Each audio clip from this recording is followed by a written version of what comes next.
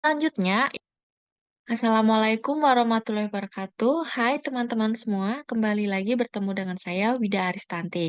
Nah, pada video kali ini saya akan menjelaskan lebih dalam lagi terkait perilaku organisasi bagian kedua. Untuk bagian pertama sudah saya bahas di video sebelumnya. Nanti teman-teman bisa mencari materi ini di video sebelumnya yang part pertama ya. Oke, langsung saja kita masuk ke materinya. Itu adalah level analisis perilaku organisasi. Jadi, di sini saya membagi level analisis perilaku organisasi itu menjadi dua bagian, yaitu dari segi eksternal dan dari segi internal. Dari segi internal itu dapat dilihat dari individu, ada level individu, di mana analisisnya itu dapat dilihat dari kepribadiannya, nilai hidupnya, perbedaan karakter gitu ya. Jadi ketika kita menjadi seorang pemimpin, ketika kita ingin melakukan analisis perilaku organisasi, kita bisa nih melihat dari level individunya. Gimana ya kepribadian si A, bagaimana nilai hidup yang ia anut, lalu bagaimana karakteristiknya gitu. Sebelum kita memutuskan atau menyelesaikan mengambil keputusan, kita bisa melakukan analisis dari internal, di sisi internal dari level yang paling bawah. Selanjutnya, level kelompok. Setelah level individu, ada level kelompok.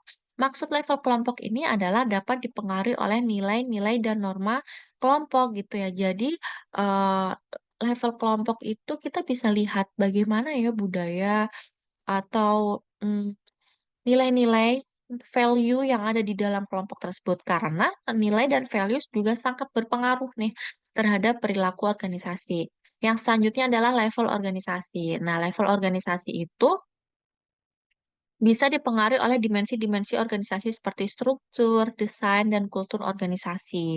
Jadi, budaya organisasi, structure, desain organisasi itu juga sangat memberikan pengaruh yang luar biasa, pengaruh yang signifikan terhadap perilaku organisasi.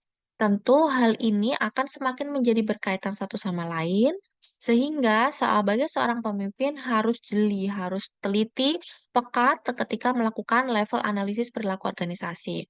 Nah, yang selanjutnya itu adalah level eksternal organisasi. Itu adalah pengaruh yang berasal eee, dari luar kondisi atau luar lingkup, level apa, perilaku organisasi. Nah, contohnya nih kalau level eksternal organisasi, misal nih contohnya kemarin kita sempat mengalami, pandemi Covid ya teman-teman. Nah, itu kan menyebabkan banyak, PT-PT atau perusahaan-perusahaan yang kolaps gitu, sehingga banyak masyarakat atau pegawainya yang di-PHK secara massal. Nah, itu kan sebenarnya berada di luar kontrol dan kendali sebuah organisasi atau perusahaan. Namun, pengaruh dari luar, eksternal tersebut sangat memberikan dampak yang signifikan terhadap perilaku organisasi. Oleh karena itu, pemimpin harus bisa, eee, berpikir kritis untuk memberikan solusi-solusi terkait, permasalahan yang ada, terutama ketika sebuah organisasi atau perusahaan mengalami, masalah-masalah di luar kendali organisasi atau di luar internal dari organisasi tersebut atau disebut dengan, level eksternal organisasi, seperti itu ya. Nah, selanjutnya tujuan mempelajari perilaku organisasi. Sebenarnya apa sih? Kenapa kita harus mempelajari perilaku organisasi? Yang pertama untuk eksplanasi atau menjelaskan apa sebenarnya masalah apa sebenarnya terjadi di organisasi. Dengan kita melakukan eksplanasi, kita bisa melakukan level analisis seperti yang saya jelaskan sebelumnya. Dengan melakukan live analisis, eksplanasi, kita dapat menarik suatu titik temu permasalahan-permasalahan yang terjadi.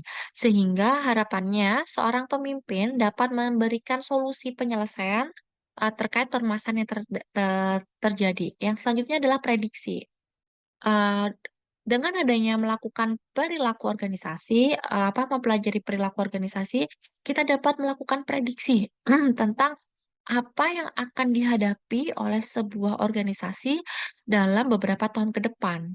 Dengan adanya prediksi ini, sebagai seorang pemimpin akan lebih memudahkan untuk menciptakan strategi-strategi yang sesuai dengan prediksinya, sehingga ketika prediksi itu benar-benar terjadi di masa mendatang, pemimpin itu menjadi lebih siap, lebih sigap dalam menyelesaikan permasalahan tersebut karena sudah menciptakan atau mengeluarkan strategi-strategi yang sesuai dengan prediksinya.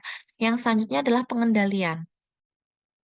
Dengan adanya, mempelajari perilaku organisasi ini, pemimpin mampu melakukan, pengendalian dari hal-hal yang tidak diinginkan.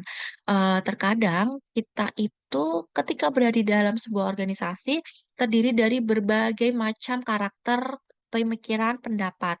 Nah, oleh karena itu, dengan adanya ilmu perilaku organisasi ini, pemimpin dapat melakukan pengendalian, sehingga karyawan-karyawan atau pegawai atau anggota yang, mulai tidak sesuai sesuai jalur atau track-nya atau keluar dari value-value organisasi bisa dikendalikan dan akhirnya, tidak terlalu menjadi PR yang berat bagi seorang pemimpin untuk menyelesaikan permasalahan yang ada, seperti itu ya. Nah, selanjutnya itu adalah tantangan, perilaku organisasi yang pertama itu adalah, merespon adanya globalisasi. Tidak bisa dipungkiri, kita itu hidup di zaman yang serba cepat, serba, apa ya, perubahan yang terjadi itu sangat cepat seperti, salah satu contohnya itu adalah globalisasi itu.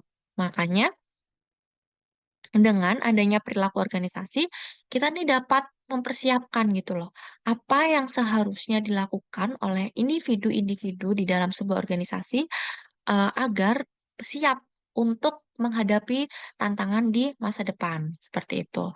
Yang selanjutnya itu adalah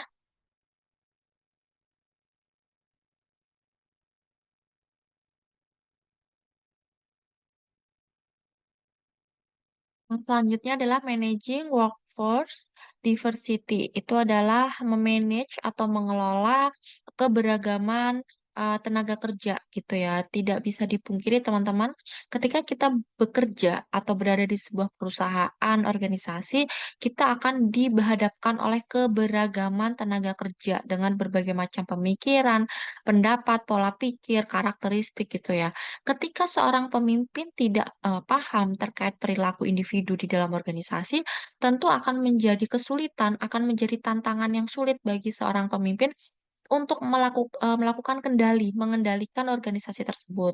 Nah, dengan adanya perilaku organisasi, pemimpin bisa melakukan, analisis sesuai level-levelnya, melakukan pemetaan, terkait, keberagaman tenaga kerja, seperti itu. Selanjutnya adalah improving customer service, adalah meningkatkan kualitas pelayanan, pelayanan servis pelayanan gitu ya, teman-teman. Jadi dengan adanya memahami perilaku di dalam organisasi, kita dapat memberikan pelayanan sesuai yang dibutuhkan oleh customer seperti apa. Selanjutnya, pemimpin juga bisa melakukan apa ya, training terlebih dahulu terhadap karyawannya untuk bisa, memberikan pelayanan servis yang baik kepada masyarakat. Yang selanjutnya improving, people skills nih. Nah, mau meningkatkan kemampuan dari individu ataupun organisasi.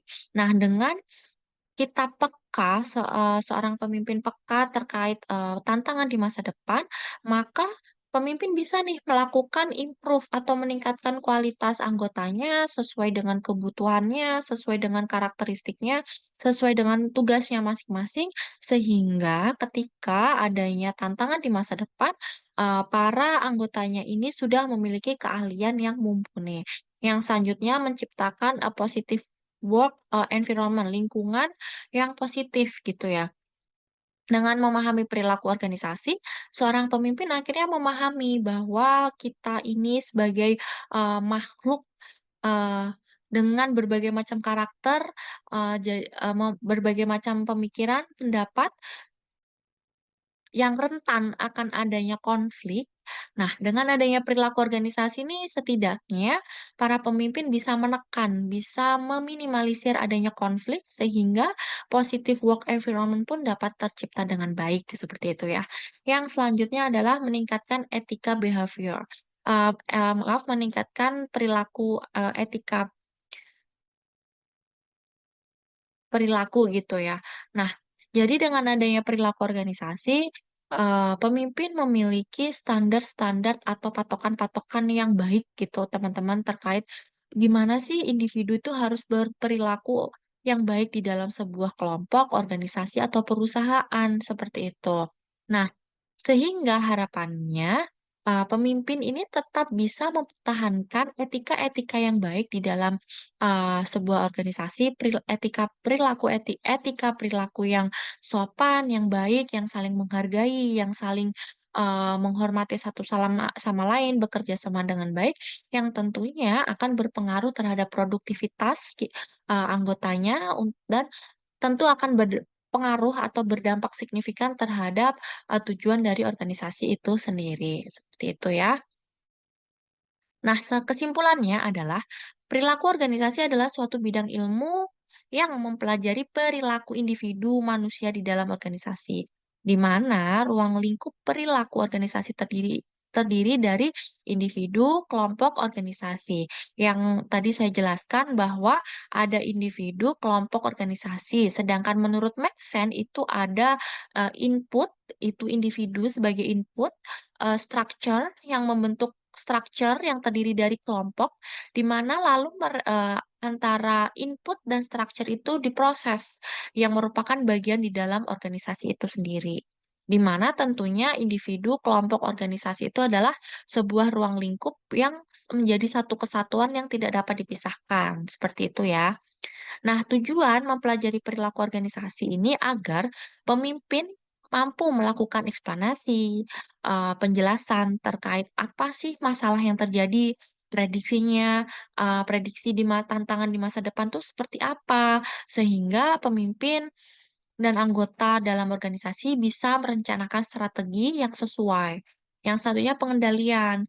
Harapannya dengan mempelajari perilaku organisasi, dapat melakukan pengendalian-pengendalian dari melencengnya anggota-anggota yang tidak sesuai dari value organisasi yang, mereka tempati, seperti itu. Nah, selain itu, perilaku organisasi juga sangat penting dipelajari dan pahami karena dengan adanya perilaku organisasi mampu menerapkan practical application, personal growth, and increase knowledge. Nah, seperti itu ya teman-teman, penjelasan terkait perilaku organisasi yang dapat saya sampaikan. Terima kasih atas perhatiannya. Sampai ketemu di video berikutnya. Terima kasih.